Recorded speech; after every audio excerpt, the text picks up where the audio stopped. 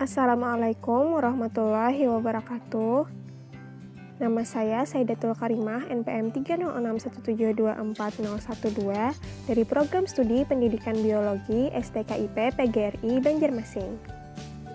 Video ini dibuat untuk tugas mata kuliah embriologi dan reproduksi hewan.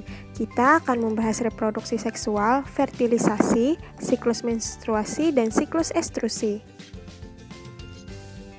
Nah, pertama kita akan membahas dulu apa itu reproduksi seksual. Reproduksi seksual adalah perkembangbiakan makhluk hidup yang melibatkan sel gamet atau sel kelamin. Terjadi apabila pembentukan individu baru melalui perpaduan antara dua sel kelamin, yaitu sel ovum dan sel sperma. Artinya, untuk menghasilkan keturunan baru dibutuhkan dua induk. Reproduksi seksual dilakukan dengan kawin dan menyebabkan peleburan sel jantan dan betina lalu menghasilkan individu baru. Dalam reproduksi ini harus ada pembuahan atau fertilisasi yang dapat terjadi di dalam tubuh atau di luar tubuh. Berikutnya kita akan membahas apa itu fertilisasi. Fertilisasi mempunyai pengertian suatu proses penyatuan, peleburan, atau fusi dari dua sel gamet yang berbeda, yaitu sel gamet jantan dan betina, yang akan membentuk zigot yang mengandung satu sel. Nah, berikut ini ada gambar siklus reproduksi hewan, di mana dalam prosesnya ada fertilisasi, dan ini juga ada gambar tahapan fertilisasi. Berikutnya kita akan membahas macam-macam fertilisasi. Fertilisasi sendiri dapat dibagi menjadi dua macam, ada fertilisasi internal dan fertilisasi eksternal. Fertilisasi internal atau pembuahan di dalam tubuh adalah suatu proses pembuahan ovum oleh sel sperma yang pembuahannya tersebut terjadi di dalam suatu tubuh organisme tersebut. Nah, fertilisasi internal sebagian besar dilakukan oleh hewan darat, baik invertebrata dan vertebrata. Contoh hewan dengan fertilisasi internal ada unggas, mamalia, reptil, dan sebagainya. Berbeda dengan fertilisasi internal, fertilisasi eksternal adalah pembuahan yang dilakukan di luar tubuh induknya. Gamet yang terdapat pada induk betina akan dikeluarkan dari tubuh, kemudian dibuahi oleh induk jantan. Fertilisasi eksternal dibedakan jadi dua tipe, ada fertilisasi tipe acak, yaitu proses pelepasan sel telur dan sperma dilakukan pada sembarang tempat. Sedangkan fertilisasi tipe sarang, proses pelepasan sel telur dan sperma dilakukan pada tempat tertentu yang disebut dengan sarang, sehingga peluang terjadinya fertilisasi lebih besar. Contoh hewan dengan fertilisasi eksternal ada katak dan ikan. Untuk perbedaan fertilisasi internal dan eksternal bisa diperhatikan pada tabel berikut ini. Berikutnya adalah faktor-faktor yang mempengaruhi fertilisasi. Ada beberapa faktor yang mempengaruhi sukses atau gagalnya fertilisasi, yaitu yang pertama, sel telur dan sperma. Jika sel telur dan sperma itu baik, maka tingkat kesuksesan dari fertilisasi juga akan tinggi. Namun, jika sel telur dan sperma mengalami abnormalitas, maka juga bisa menyebabkan kegagalan pada proses fertilisasi. Berikutnya, anatomi saluran reproduksi juga mempengaruhi kesuksesan fertilisasi.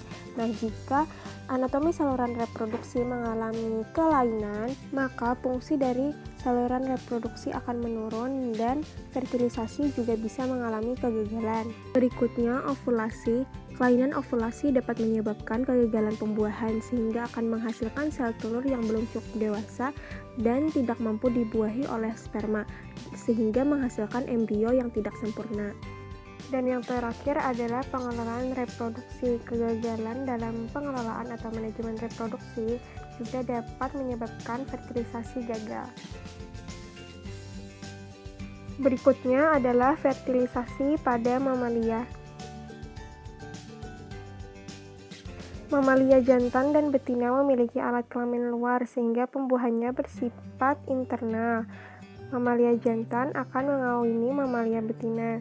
Kemudian ovarium akan menghasilkan ovum yang kemudian bergerak sepanjang oviduk menuju setelah uterus terdapat cervix yang berakhir pada vagina. Sperma yang dihasilkan testis disalurkan melalui vas deferens yang bersatu dengan ureter. Pada pangkal ureter bermuara pada saluran prostat dari kelenjar prostat. Kelenjar prostat menghasilkan cairan yang merupakan media tempat hidup sperma. Ovum yang dibuahi sperma akan membentuk zigot. Zigot akan berkembang menjadi embrio dan fetus. Lamanya fertilisasi dari penetrasi sel spermatozoa sampai pembelahan sel pertama kemungkinan besar memerlukan waktu tidak lebih dari 24 jam. Lama pembuahan dihitung berdasarkan waktu yang diperlukan sejak masuknya sel sperma ke dalam sel telur sampai dimulainya pembelahan zigot. Pada mamalia, satu sel spermatozoa diperlukan untuk pembuahan. Oleh karena itu, untuk mencegah masuknya sel spermatozoa lain, sel telur mempunyai dua sistem pertahanan, yaitu zona pellucida dan membran vitellan. Perhatikan video berikut ini sebagai gambaran tambahan bagaimana proses fertilisasi. Sel telur keluar dari ovarium, ditangkap Vimbriae, kemudian memasuki tuba Fallopi.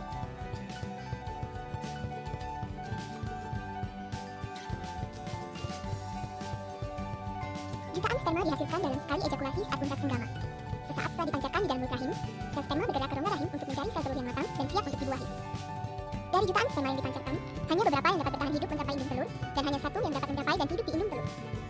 Sperma kemudian mempenetrasi ke dalam sel dinding telur, kemudian mengkombinasikan materi genetiknya dengan sel telur dalam proses yang disebut pembuahan. Sel telur yang telah mengalami pembuahan selama perjalanannya menuju rahim, zigot akan mengalami beberapa perubahan. Di rahim, zigot akan menempel di dalam dinding rahim, dan disinilah zigot akan berkembang menjadi embrio dan akhirnya akan menjadi zat. Berikutnya adalah siklus menstruasi dan siklus estrusi. Siklus reproduksi pada makhluk hidup ada dua macam, ada siklus estrus dan siklus menstruasi.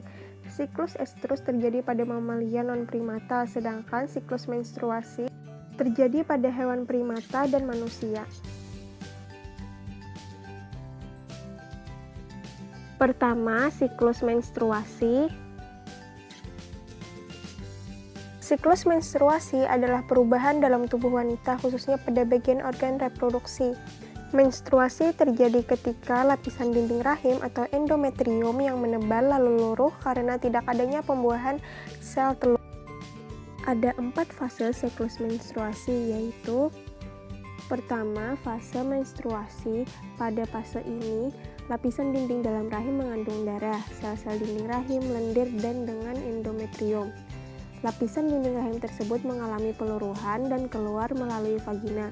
Proses ini dimulai sejak pertama siklus menstruasi dimulai dan bisa berlangsung selama 4 hingga 7 hari atau lebih. 2. Fase folikular.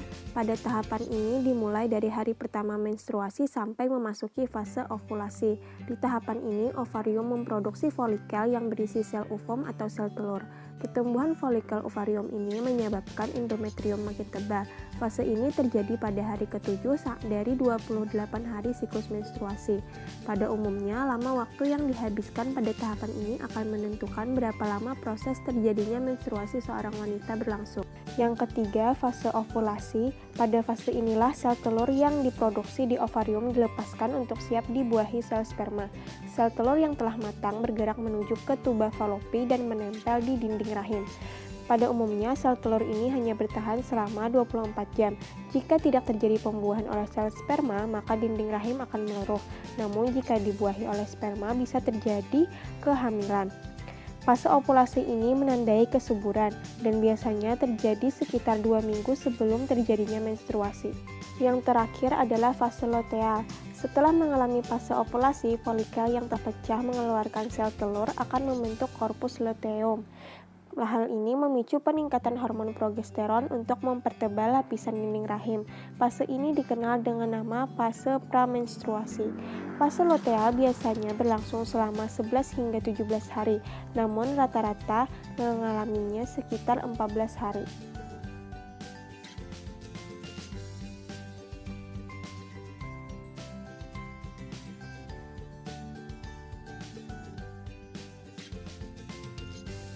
Yang terakhir adalah siklus estrusi.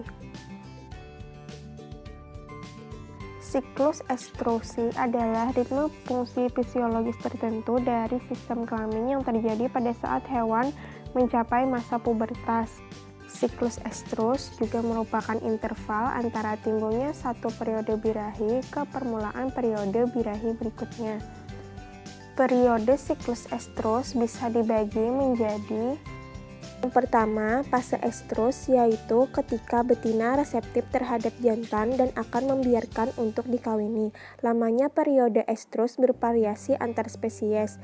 Estrus berlangsung selama 12-18 jam pada sapi, 40-72 jam pada babi, dan 4-8 hari pada kuda. Yang kedua, fase metastrus dimulai dengan berhentinya estrus dan berlangsung kira-kira 3 hari. Hal ini merupakan suatu periode pembentukan korpus luteum. Selama akhir estrus dan proestrus, konsentrasi estrogen tinggi dan meningkatkan vaskularisasi endometrium. Vaskularisasi ini mencapai puncaknya kira-kira 1 hari sesudah akhir estrus. Dengan menurunnya kadar estrogen, kerusakan kapiler dapat terjadi yang menghasilkan hilangnya sedikit darah. Yang ketiga, fase diestrus, yaitu periode dalam siklus estrus ketika korpus luteum fungsional penuh.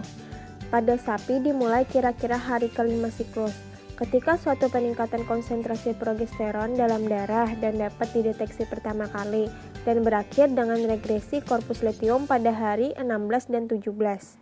Yang terakhir yaitu fase proestrus, yaitu dimulai dengan regresi korpus luteum dan merosotnya progesteron serta melanjut sampai dimulai estrus. Ciri utama dari proestrus adalah terjadinya pertumbuhan folikel yang cepat. Akhir dari periode ini adalah pengaruh estrogen pada sistem saluran reproduksi dan gejala tingkah laku mendekati estrus dapat diamati.